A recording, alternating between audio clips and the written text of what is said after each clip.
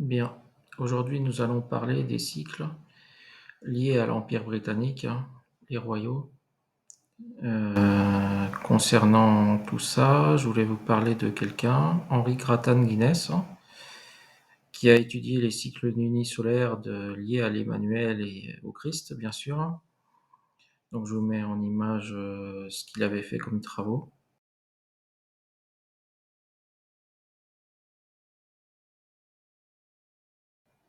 Ce que l'on peut dire sur ces cycles, du 14 novembre 1948, naissance du roi Charles, au 21 juin 1982, il y avait 33 ans, 7 mois et 7 jours. De la naissance du prince Harry à la naissance du prince Louis, fils de William, il y avait 33 ans, 7 mois, 7 jours.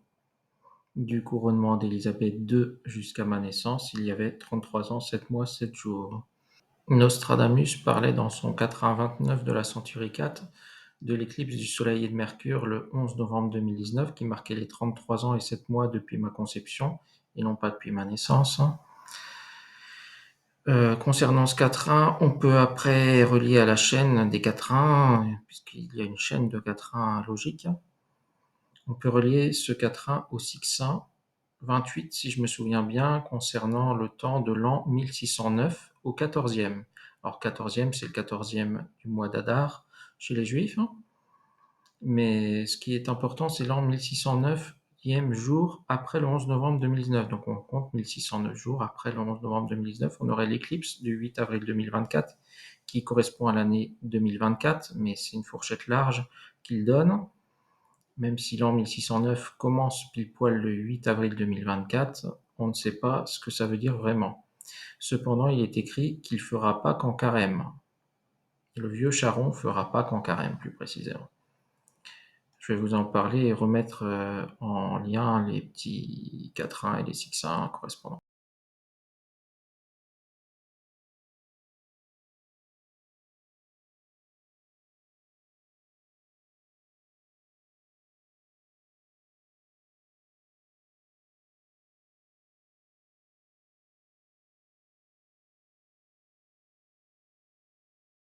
Dans la vidéo précédente, mon message, je vous ai parlé de la date de naissance du supposé fils ou soleil, ou supposé fils du soleil, bref, peu importe, du 21 décembre 2012, qui marquait 9478 jours depuis ma naissance. Je voulais vous parler aussi d'une autre personne qui possède un certain cycle particulier. On va parler de Louis XX. Très bien. Bon, reprenons l'histoire un peu, puisque l'histoire a de l'importance, c'est certain. Pour moi, elle n'en a aucune, sinon ceux qui font l'histoire savent très bien à quoi ils jouent. Mais bon, bref, je ne vais pas revenir là-dessus. 14 mai 1948, déclaration de l'État d'Israël, l'indépendance de l'État d'Israël, et la construction de cet État est comme validée, entérinée. Donc du 14 mai 1948 à la date de naissance de Louis XX, on avait 9478 jours qui tombent le 25 avril 1974. Alors pour la petite histoire, il est né le jour de la révolution des œillets, révolution portugaise, qui mettait fin à la dictature Salazar. Bref, je ne vais pas rentrer dans les détails, mais être né ce jour-là, pour vous, ça a quelle signification? Pour moi, ça ne veut signifier qu'une chose, qu'on ne veut plus des copains frangistes et les copains franco, les franquistes.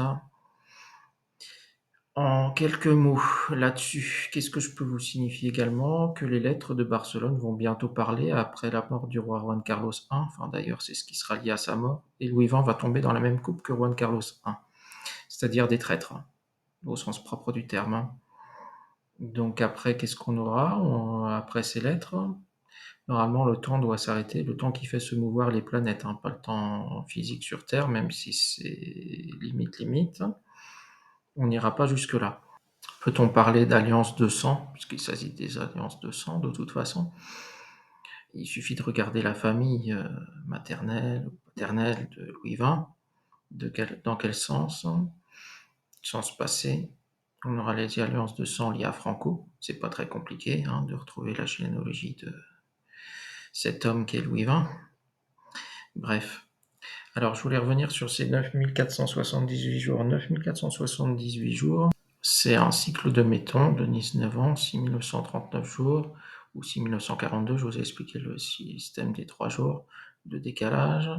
Donc 9478, c'est 6939 plus 7 ans solaires, qui correspond à 9478 jours exactement. Cependant, qu'est-ce qu'on peut dire également là-dessus? Du 25 avril 1974 au 9 janvier 87, on avait 4642 jours. Alors, depuis ces jours-là, si on retranche 6942 à 4000, si l'on retranche 4642 à 6942, on aurait 2300 jours qui correspondent aux 2300 soirées matin de Daniel. On aurait pu dire aussi que 4642, c'était 2 fois 2300. Mais de ça, je t'expliquerai pas, ça ferait 2300 fois 2 plus 40 jours à peu près. Mais de ça, je t'expliquerai rien du tout. Tout ça pour vous dire que les cycles sont les mêmes, qu'ils soient passés, présents ou au futur. Les cycles se répètent de manière peut-être insensée pour certains. Je ne suis pas responsable de cette chaîne, temporelle en tout cas, même si j'ai les moyens de la briser. Et ce que je voulais vous dire par rapport à tout ça, on va parler maintenant du Bar Machad que je vous ai cité dans la précédente vidéo. Qui est Bar Macha? Bon, vous irez peut-être chercher un peu plus sur internet. 9935 jours séparent sa naissance de ma naissance, donc du 28 octobre 1959 et non pas 1961. Il n'est pas né en 61. Au 9 janvier 87, on avait 9935 jours. Je vous suggère de regarder la vidéo du clip de Pitbull et Shakira qui s'appelle Get It Started, dont bon nombre d'informations ont circulé là-dessus à une époque concernant le vol MH370 qui avait disparu. De quoi je voulais vous parler par rapport à ça? Il y en a qui s'intéressent juste au parallèle. Cependant, dans cette vidéo, à partir de la deuxième moitié de cette vidéo, on peut voir une Abarth, le véhicule, avec une plaque d'immatriculation nommée 9235 HLK. Alors HLK, c'est soit fiancé, soit épouse, en quelque sorte. C'est aussi lié à terminer quelque chose qu'on a commencé. Mais dans le clip, il est écrit qu'il faut jamais commencer ce qu'on ne peut pas terminer. Bref, qu'est-ce qu'on ne peut pas terminer? Ben, un cycle impossible serait des naissances indéfinies. Qu'est-ce que j'entends par là? Que ce 21 décembre 2012, comme je vous l'avais déjà décrit plusieurs fois dans les vidéos précédentes, c'est la fin de Dieu, autant sur terre comme au ciel. Bref, je ne vais pas expliquer, rentrer dans les détails là-dedans, mais si un fils renaît, eh ben, c'est foutu pour le père. Autant être clair là-dessus. Bien maintenant, que peut-on dire sur ces 9935 jours qui séparaient la naissance de Bar Macha, le soi-disant Bar Macha qui n'est rien du tout de tout ça, moins 4642 jours qui correspondaient, je vous ai dit, à l'intervalle de temps entre la naissance de Louis XX et ma naissance, du 25 avril 1974 au 9 janvier 87. 9935 moins 4642, on pourrait dire que c'est 7 fois 370, puisqu'on parle bien du MH370, pourquoi pas le relier aux 7 années de temps de 370 jours.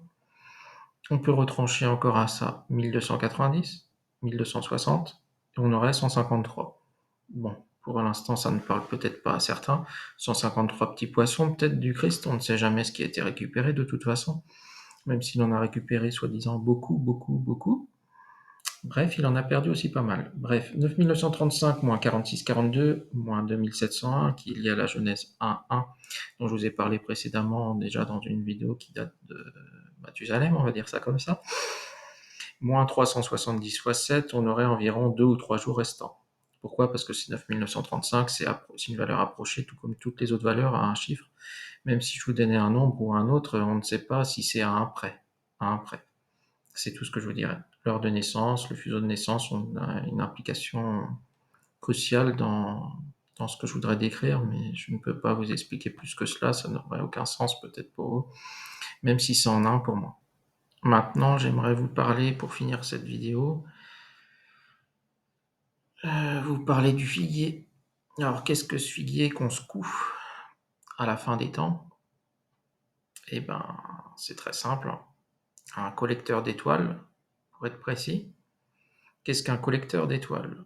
Alors, on n'a jamais su, en fait, aussi dans la mythologie, si Atlas soutenait la voûte terrestre ou céleste.